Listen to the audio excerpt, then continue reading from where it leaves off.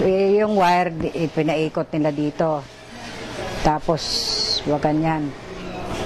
Masikip. Tapos, pwede dalawa yan. Ganon.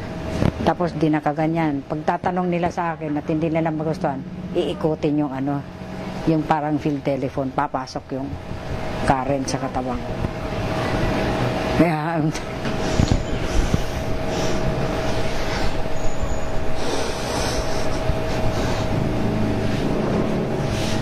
masyado na-degrade ako. Masyado.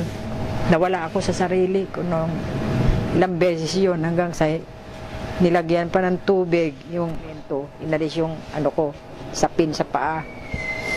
Tapos yun, nilagyan ng tubig. Nilalong malakas ang current, pumapasok sa katawan ko.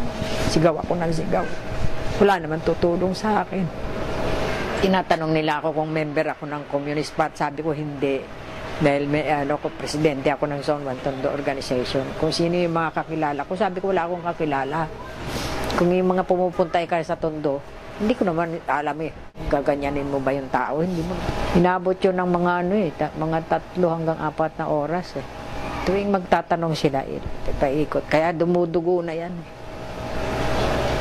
Tapos tong nilagay naman nila dito sa ko.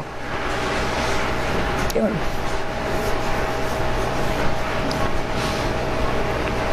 Tapos may tumawag yata sa kanila. Yun, natigil.